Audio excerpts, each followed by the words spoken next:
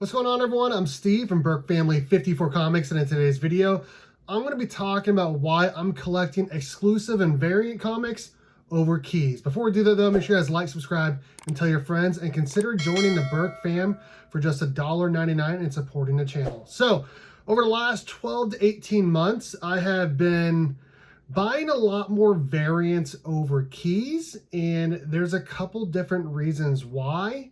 And I wanted to get into it. First, number one, I don't want to spend a lot of money. The comic market has really come down compared to what it was in 2020 and 2021 when everyone was thinking, man, are these books always going to be this expensive? Like, I better buy them now before they go up even more. And then the opposite happened. All of the books really started to crash except for a lot of those top-end blue chip keys. And I just don't want to be one of those people that like regrets buying a book at the top price. And I have a couple different books that I want to talk about that I did actually spend way too much on before we get into the other reasons why I'm collecting variants over keys. So the first book up that I've lost the most money on, I sold a lot of stuff, I traded some stuff to get this book because I really wanted it because there was a movie coming out and the price was really high, but I really wanted it and I've lost a lot. And it is Detective Comics number 359, the first appearance of Barbara Gordon as Batgirl in the CGC 5.0. That book, when I bought it for $1,300. A lot of money. A lot of money. And if you look at the FMV for that book right now, it is $680, basically half of what I paid for it. Ouch. I've lost a lot of money on that. I don't plan on selling it. I might upgrade at some point, but that is really, really, really frustrating, and I don't want to see that happen again. I have two other books that I want to talk about that I lost some money on before I get into the other reasons why I'm collecting variants over keys. The next book up, I bought about 18 months ago, and this is kind of the start of why, like, really right after this is when I decided, man, unless it's like a really cheap key, I'm probably not going to buy it. This is Spider-Man number 361, newsstand, in a 9.6, first appearance of Carnage.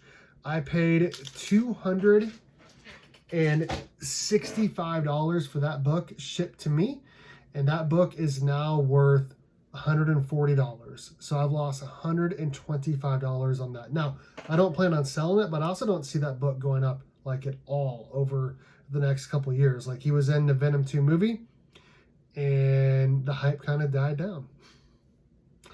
And then the last book up, I don't really care as much about this one. I just wanted to bring it up as, you know, kind of a consideration because I just love the characters and I love the book and I love everything about it. This is TMNT number 1, third printing in a CGC 8.5, signed and sketched by Kevin Eastman. I paid $550 for it raw. I got it pressed, and then I got it signed, remarked, and graded. I'm about $750 into that book right now, and it is worth right around $660, but the last sale was $575 for an 8.5, so I've lost $100 to $200. And that book, I don't like that. I don't like that. Now, like I said, I don't plan on selling those at all right now. But if I was, let's say I died tomorrow, my wife wanted to sell all my stuff, we'd be losing a lot of money on those books. And I don't like seeing that happen, obviously. So I'm kind of scared to buy any keys and spend way too much and regret later, man, I could have got this book for a lot cheaper. But there are other reasons why I'm also collecting variants over keys. The number two reason why is because the price continues to be low for a lot of these variants. Let me talk about a couple ones I just got over the last week or so. This is Batman number 181. This is a facsimile foil edition I got from Comic Tom on his Whatnot. I paid $10 each for each of these.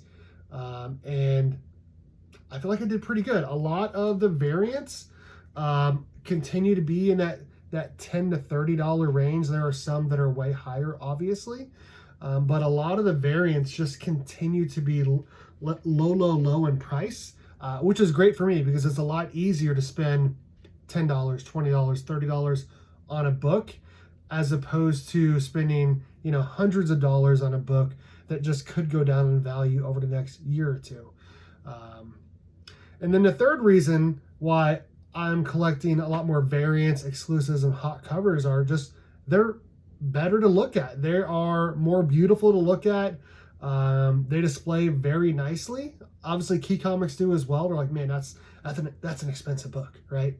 But a lot of these books, like these ones, I think I spent, you know, I think I spent $50 on this. This is kind of an expensive buy. It's not a key, other than it's just a really classic Neal Adams cover. I paid $15 for this one. Not like an expensive book, not a key, but it's just a really awesome cover. Now, try not to knock anything else over. I want to show off some other books, some other exclusives and variants and hot covers that I purchased. Obviously, those aren't exclusives or variants, or just really beautiful covers. I want to show them off because I'm thinking about getting all of these graded.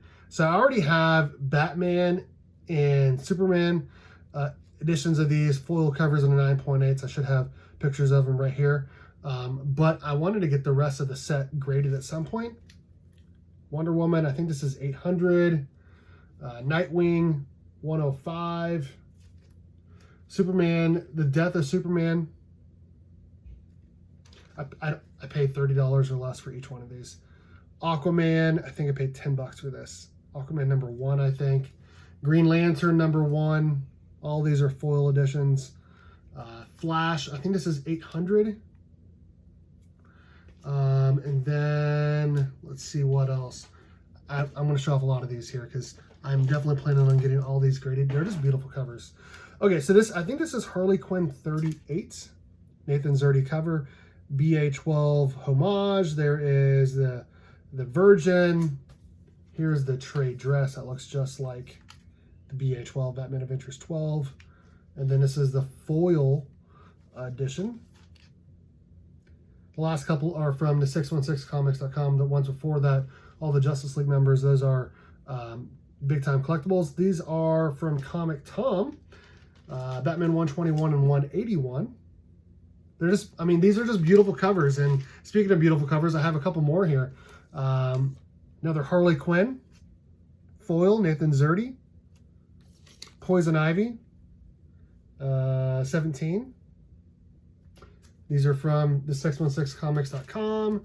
Do I have any others? This is, I think, Power Rangers TMNT. This is like the 1 of 250 foil.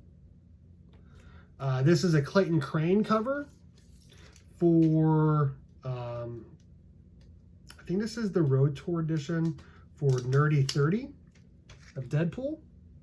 I want to get that signed and graded.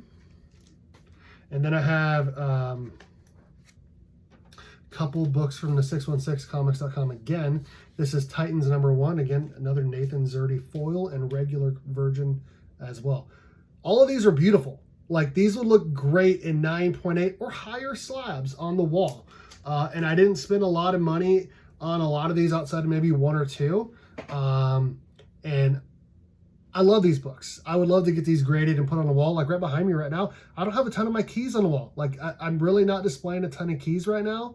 I got a lot of variants up there, and while I do love keys, I still want to get more keys at some point. Right now, I am really focusing more on variants and exclusives and hot covers over keys. Maybe that'll change in the future, but for right now, those are the reasons why I'm collecting hot covers over keys. Again, I'm Steve from Burke Family 54 Comics. Let me know in the comment section what you guys think about today's video.